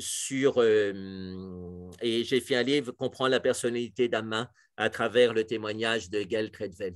Et alors, le meilleur compliment que j'ai eu, c'est de Gail Treadwell elle-même qui a relu la traduction anglaise. Et elle m'a dit, voilà, maintenant je comprends mieux les ressorts psychologiques. Elle sentait que ce n'était pas juste, mais comme elle n'est pas psy, elle avait du mal à dire ce qui n'allait pas. Donc là, j'ai donné les détails. Donc, 134 pages de plus à lire. Mais après ça, voilà, vous aurez des éléments. Vous ne serez pas forcément d'accord avec tout, mais au moins, vous aurez lu, puis ça fera le travail. Il faut avoir les informations exactes pour réfléchir. Et ce que dit aussi Tenzin Palmo de très simple, elle dit les gens confondent le charisme et le niveau spirituel. Hein, donc, en particulier dans l'hindouisme, parce qu'on est beaucoup dans la dévotion au gourou, des gourous peuvent attirer des millions et des millions de fidèles, mais ça ne veut pas dire qu'ils ont un niveau spirituel élevé. Ils ont simplement un charisme pour attirer les gens. Et alors, donc, je sais que c'est sévère de dire ça avec un main, mais regardez le livre et là, on voit bien la différence. Hein. D'ailleurs, tu ne l'as pas encore lu, Louise, ce livre? Si, le tien. Non, pas le mien, celui de Jacques Alboer, parce qu'il va beaucoup plus loin que le mien. Non. Oui, il est beaucoup plus complet. Et donc, on n'en parlait pas avant parce qu'on a préparé ça voilà, discrètement. Mais maintenant, c'est paru. Et donc, ça va faire bouger les choses. Hein, tous les cas, voilà. Et donc, oui, je sais qu'il y a des gens. Moi aussi, j'ai eu des bonnes expériences avec Amma, mais je sentais quelque chose qui n'allait pas. Et quand j'ai lu le livre de Gaël Tredvel, là, j'ai mieux compris. Et comme je me suis dit qu'effectivement, ce n'était pas forcément à démêler pour les gens ordinaires qui ne connaissaient pas l'Inde, qui ne connaissaient pas le milieu des ashrams. Moi, j'ai fait mon premier livre sur la relation gourou-disciple en lien avec la psychothérapie. Donc, je me suis dit, je vais écrire un livre où je donne les détails. Et voilà, donc, alors, il y a des gens auxquels ça n'a pas plu. Il y a des gens auxquels ça a beaucoup plu. Et beaucoup de gens m'ont dit, encore récemment, il y a quelques jours, et les gens m'ont dit, ben, j'allais voir Amma, les gens disaient qu'ils avaient beaucoup d'expérience. Moi, je sentais qu'il y avait quelque chose qui n'allait pas. Et en lisant votre livre où je donne tous les détails de ce qui se passait par derrière, ben, je comprends que j'ai bien fait de suivre mon intuition. Voilà. Donc, mais au début, j'y croyais. Mon maître aussi, Vijayanda, qui l'a vu juste une fois, il a, d'après les livres, d'après les disciples qui passaient, enfin, les visiteurs d'Amma qui passaient pour la voir, ils trouvaient que c'était très bien. Donc, il était plutôt positif. Mais je suis pratiquement sûr que s'il avait eu le livre de Gaël Tredvel et maintenant, depuis décembre, celui de Sarvatma, enfin de Jacques Alboer, voilà, il aurait laissé tomber. Alors, lui, il ne critiquait pas les gourous des autres parce que c'est vrai que il y a beaucoup à faire, hein, ou les leaders spirituels des autres, mais il cessait d'en parler. Voilà. Quelque part, je rejoindrai ce que disent les Amérindiens, il ne faut donner son pouvoir à personne. Oui, c'est ça c'est la base. Alors pour ça, Krishnamurti était bien. Voilà, il insistait là-dessus. Il disait ça, oui. Oui, oui. Et donc, dans la dévotion hindoue, voilà, c'est le problème. Alors, je sais, si on parle à des disciples d'Amma, ils connaissent cette critique. Ils disent non, non, c'est juste au début, mais après, elle nous rend autonomes. Mais je n'ai pas l'impression. Hein. Moi, je connais des gens qui sont avec Amma depuis 30 ans. Soit ils en sont sortis en claquant la porte, parce qu'à un moment, ils ont réalisé la corruption d'elle et du système, soit ils ne veulent pas la voir et ils mènent une petite vie de fonctionnaire et au fait de dépendance. Ils ont leur petite place, leur petit pouvoir. Ils sont directeurs d'une équipe, d'un ashram. Alors voilà, c'est une carrière, quoi. Hein, ils font carrière un peu comme certains prêtres dans l'église catholique ou certains imams avec les mosquées. Voilà. Ils font une carrière. Alors, voilà, vous bien comprendre ça. Mais bon, je ne vais pas vous gâcher tout le plaisir de la lecture du livre. Oui. Je ne vais pas vous dire. On va le lire. Mais c'est vraiment bien fait. C'est vraiment bien fait. Il cite tout. Et il cite les sites aussi d'Amma quand il voit qu'il y a des choses pas justes. Et il a fait des copies d'écran parce qu'il connaît le mouvement depuis le début. Et il sait que quand on critique une page sur un site d'Amma, on dit, ben voilà, là, il y a ça qui n'est pas juste. 2 heures plus tard, c'est changé. Puis après, ils disent, non, on ne sait rien, on n'a jamais dit ça, etc. Du coup, il a fait copie d'écran et il a mis tous les copies d'écran sur le site www.theammaempire.com, je pense, et alors, donc, vous pouvez aussi regarder ça, mais le mieux, c'est de lire le livre entier, 444 pages, et il rentre dans le détail. Et la dernière, et c'est important, la dernière partie qui développe pas mal, c'est qu'est-ce que c'est que réellement le gourou dans la tradition de l'Inde. Donc lui, il a appris le tamoul en plus du malayalam. Il a vécu 10 ans, au moins 6 mois par an à l'ashram de Ramana Maharshi. Donc il a une autre idée du gourou en Inde, comme moi aussi. Et donc, il montre que voilà, il y a des critères pour le vrai gourou en Inde, il les donne, il les développe. Et quand on a lu avant toutes les incohérences de cette Amma, on voit qu'elle ne les remplit pas. Voilà, même si elle a ce charisme de prendre les gens et de donner certaines expériences. Merci. Yalla. Vous aurez appris quelque chose. Oui, merci. C'est bon. Lisez le livre avant de dire merci. Hein, peut-être qu'après, vous m'en voudrez. Merci pour tout ça, quoi. Oui. Hein, voilà, oui. Il faut être à l'écoute, hein, de toute façon. Oui. 30 ans en Inde. Voilà, et en ashram aussi. Hein, donc, voilà, j'ai un peu l'habitude des contradictions et des faux semblants. Mais donc, c'est dommage pour la spiritualité féminine aussi, et puis la connaissance de la spiritualité hindoue en Occident, que voilà, cette amma finalement apparaisse comme très peu cohérente, parce qu'on a besoin de spiritualité féminine, on a besoin aussi des valeurs de l'hindouisme qui sont le pluralisme, et c'est important dans un monde où les gens se polarisent. Donc, on a besoin de tout ça, et c'est une grosse déception de voir que là, ben non, justement. Mais au moins, il faut avoir le courage de le regarder en face. Comme disait un grand maître zen, le maître Wangchi, et il disait, méditer, c'est faire face, se détendre, trouver son équilibre. Donc voilà, le faire face, c'est lire le livre en entier et réfléchir dessus. Se détendre, ben, se dire, OK, c'est comme ça, et ce n'était pas ce que je croyais. Et puis trouver son équilibre, ben, c'est retrouver son autonomie intérieure. Voilà, avec ces trois choses, c'est un beau programme. Moi, je médite tous les jours là-dessus, parce que tous les jours, il y a des problèmes, tous les jours, on a des déceptions. Des fois, on est déçu par soi-même aussi. Mais à chaque fois, il faut faire face, se détendre, trouver son équilibre. Ouais. Le chemin de la sagesse n'est pas si simple. Oui. Alors, j'avais parlé avec Swami Muktananda, celui de l'ashram de Ramdas, et donc, je lui ai parlé des problèmes avec les gourous qui n'étaient pas à la hauteur. Et il m'a dit, la première réponse qu'il m'a dit, c'est le même Dieu qui vous a amené à ce gourou qui vous en éloigne. Voilà, un moment, puisque dans la voie de la dévotion, on attribue tout à Dieu. Et donc, il y a des moments où on se relie à un gourou, on a certaines expériences avec eux, on fait un certain travail, et puis après, on s'aperçoit qu'il y a des problèmes avec ce gourou. Du coup, on va voir ailleurs, ou on va voir en soi, et il faut toujours prendre ça comme le même Dieu. Voilà, ça peut être aussi, si on veut être positif, on peut dire c'est des niveaux de développement. Il y a un moment, on a besoin d'entendre certaines choses, même si la personne qui les dit est hypocrite et les réalise pas, etc. Mais au moins, elle vous parle de certaines choses. Et puis après, ben voilà, on a progressé avec ces choses. Puis à un moment, il faut abandonner et continuer son chemin, soit par soi-même, soit avec d'autres gens qui correspondent plus au niveau qu'on a atteint. Donc voilà, lui voyait l'action de Dieu. Alors, je n'étais pas complètement satisfait avec cette réponse, et donc j'ai insisté. Et du coup, il a dit, voyez que quand vous êtes attiré par un enseignant spirituel, vous êtes attiré par certaines qualités. Donc, continuez à développer ces qualités par vous-même. Et le fait que cet enseignant spirituel ait eu beaucoup de défauts par derrière, ben, ça n'empêche pas que ces qualités existent et que c'est elles qui font pratiquer, donc vous continuez à pratiquer ces qualités.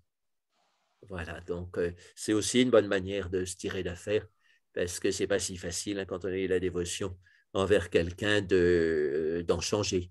On en parlait à Mingyur Rinpoche, un jeune maître tibétain, mais maintenant très connu, et je pense très authentique. Lui, quand on lui a parlé des problèmes comme ça, d'être déçu par son gourou, c'était une question qu'on lui avait posée quand on était à Bodh Gaya. Il ressortait de 4 ou 5 ans de mendicité sur les routes de l'Inde et de l'Himalaya. Et donc, il redonnait son premier enseignement là à Bodh Gaya, ou c'était peut-être le second à quelques jours près. Et donc, il a eu un soupir et il a juste dit big problème. Entendu. Voilà, on va clôturer quand même. Après 2h30. Oui. Il y a ta sœur qui est à présent préparé la bonne cuisine avec des rats, et la salade fatouche et la bonne cuisine libanaise. J'ai habité chez Louis et donc je connais le rythme. Ah ouais. Bonne année en tout cas tout le monde. Voilà, bonne année. Ben oui, quand on est dans la cohérence, qu'on cherche la cohérence, l'année est toujours bonne. Voilà, même s'il y a des soucis, des problèmes et des inattendus. Merci. Bonne cohérence, bonne année cohérente.